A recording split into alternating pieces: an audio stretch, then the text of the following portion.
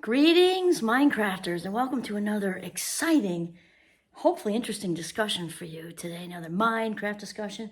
My name is Kimberly Quinn, and what I'd like to talk about today is staying focused on your inner life.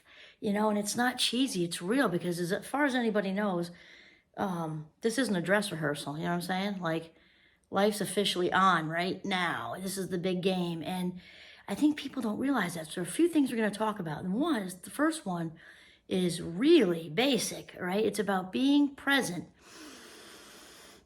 in the now. It doesn't mean like being, a Tibetan monk living in a cave eating yogurt. No, we can be present in the dead center of Manhattan, right? Or Tribeca, zipping around to Wall Street. We can be present in, anywhere. Pick a big city across the globe, and with the busy dash ness and everything like that, we can still be present in this moment. Think about it. Just like when I teach, college classes, I have a sign-in sheet. I don't need to control young adults. They all sign in themselves, and I keep them in a folder and deal with that later. So, yeah, they'll mark themselves present, sometimes with a smiley face or something like that. So think of it. The opposite of present is absent. And it's interesting because, of course, at least at our small school, it's different, I think, at bigger universities maybe, but we have consequences. You're only allowed so many absences, and it starts to affect your grade. And if you have too many, usually it's a redo of the class, depending on the course and the situation and the professor and stuff. But the point is, typically we allow 2 freebie absences, which a little bit more flexible with the Rona, obviously. But that isn't the point. The point is that absences are not good. And there are consequences for absences. And so that's also true in life. When we are absent in our lives, we're walking around on autopilot. We've talked about autopilot being the single biggest thief of life minutes. There are consequences because only what we attenuate to, which is a sexy 14-karat word for pay attention, is what's going to make it into long-term memory, right? So one consequence is that life as we know it is not going to land on the bookshelves of long-term memory if we're not paying attention, which means all those life minutes were just wasted and went down the rabbit hole, okay? So the other thing is when we're not present, means we're absent, we are in what, of course, it's really just a concept, the future, or we're pulled into the past. If we're pulled into the past, reliving some memory from 2 years ago, 10 years ago, who did what to us, who told a lie about you in 3rd grade, whatever. We're also, when we retrieve that memory, first of all, it's altered. So, and I love to talk about cognitive psychology. I could do that all day long and not have one bored second. Memories are only sort of like the real deal once, and even that is not totally all there because there is no such thing as an actual memory, right? We can't just reach in to someone's skull with, kindness and anesthesia and pull out a memory like Disney's movies Inside and Out, which was very well done, actually, though. They're not like little red balls and blue balls and other kinds of, it's just groups of neurons firing together. And the more they do fire together, the more they wire together. And that's what a memory is, just like a cluster of neurons repeating the same pattern over and over again. So here's the thing. When we pull a memory out of the past, relive it, right? It's altered, not the same. It's not like a DVD where you can just push it and it looks the same like a movie. No, it doesn't. So it's altered. The emotion that was attached to that memory back then is then brought into the now and corroding the now like battery acid. We talked about that. Okay, so another consequence to not being present or being absent. Another consequence to being absent is that it corrodes the present moment, which means it's also corroding future, right? Because what we are doing now, as most cultures, religions, spiritual leaders, whatever, across the whole globe are saying the same thing. You might want to call it karma, series of reactions, whatever. Reaction causes more reactions. We go off in that direction. So the present moment is going to be eventually part of the future moment. So we are then corroding what will be our eventual present moments, okay? So this is very, very important. Also part of our inner life, which is also part of mindfulness, one of my favorite parts of mindfulness, in addition to being present, doing whatever we're doing. Again, it doesn't mean we have to sit still. It does mean intentional breathing. I am mindful well, I'm definitely mindful skiing and running because I do better when I'm in motion anyway. I actually enjoy doing the dishes. Sounds weird, right? And not always. There are times, especially because I'm the chef, she who cooks doesn't clean. That's a rule in our house. But when it's just like some just accumulate, it's not necessarily from dinner. They just, and it's just hot water and I'm all zenned out. Also watering the plants, being present. So here's the other thing. Okay, another part of mindfulness that I really like, which has lots to do with our inner spiritual life, is the non-judgmental part. And this is very, very important because when we are mindful and being present, we are hopefully very alert and awake. Mindfulness is not about hitting the snooze button. It is about being alert and awake with all of our senses. And no time is this easier than in the summer months because we just walk around, there smells everywhere.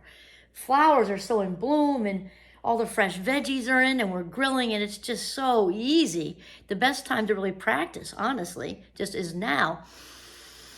Taking it in. Okay, now the non-judgmental part is also very important with our spiritual life and in cahoots with, we talked about recently being the observer, because in order to become self-aware and to learn how to reside in your own frame of authenticity. I have my frame right there in that room and I didn't think to bring it out. We'll just pretend. To reside in your own frame of authenticity, because it's the only place we can be our real selves, right? When we are not in our frame, we are operating in our false self, or the ego, which is the evil twin of the authentic self, all right? So in order to be in our frame, we need to be sort of residing in our authenticity and non-judgment. So this means getting it that we are not our thoughts. Getting it that we are not our thoughts. So whatever we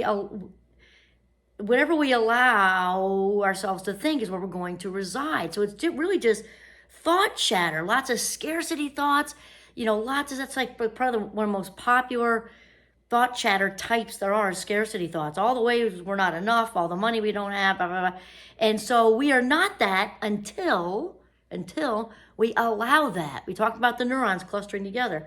The more we allow these scarcity thoughts of not being enough, of all the money we don't have, about how we don't have this, we don't have that, we don't have a partner, then they get closer together because we just let it run through 10 times, 12 times, 100 times. And now this is like a total, solid memory / thought pattern that is now becoming part of a feedback loop that will then take on a habit of its own and will just we'll wake up and then there it is. And then there it is. Also, it is very easy for this to happen when we have something happen in the workplace or in the family or out in the world, and we're caught up in that woulda, coulda, shoulda, and then what we're gonna do, and all the reacting and all the reacting when what the best thing to do inner life wise, authenticity wise, is to detach, step back, and observe. Okay, this actually happening earlier this morning. I nipped it, but I became aware of it. And just like anything else we practice, what we practice, we become better at. So observe. Okay, it seems that I got a feedback loop going with that person who is snarky, and and it's been a pattern with her, and she's trying to do and then it's so easy to let that keep going. When we step back from it, our inner life is enriched because we're residing in our frame. We are getting that is not us. Her behavior is her behavior, not mine. Again, it doesn't give her a pass. Her behavior is still her behavior. And here is the big thing with the non-judgment. Not judging ourselves, that we got caught up in that briefly because we're human and that happens. Now, since we are now aware of it, we come back in, breathe, okay? And we are now, even if that's still going on, we don't need to be attached to it. It can be its own energy going on over here. It is its energy going on over there, okay? And we don't need to bring that into the living room. Even if it's all legit and whatever, let that hamster wheel spin over there, okay? So observing, not judging ourselves for getting caught up in it briefly, just get right back on the horse, as they say. And here's the thing, what ends up in the end, defining what makes our lives up, is not this is why the inner life thing is such a great topic. Our inner life, our life, our authentic self, our highest vibe self, your best life, your best self, call it whatever you want to, the real you, okay, how your real true highest vibe life is defined in the end is not by what happens to you. It's how you handle and manage what happens to you, right? all kinds of curveballs going out there, all kinds of annoying people out there who have annoying behavior and petty behavior. And they're all their own little hamster wheels, hamster wheeling and, around with all their negativity and their whining and their complaint, whatever. That isn't going to stop. So it's about us not biting the Shenpa hook, staying in our own Zen den right here, okay? Our own Zen den, not judging ourselves when we step out of our Zen den or our frame, and then pulling ourselves gently back in. Being mindful, being grateful. This is all my inner life stuff. Whatever's going on out here is going on out there. All I can control is what goes on. Mind, heart, body. That's it. That's all we can control is what's going on right in here. Very good. Okay. So that's it. Focus on your inner life. It's really all that matters. All the rest of it will fall into place when we learn how to live in our frames. That's it. This is Kimberly Quinn signing off from Northern Vermont in my living room. Oslo G taking a nap. All right. Have a mindful day.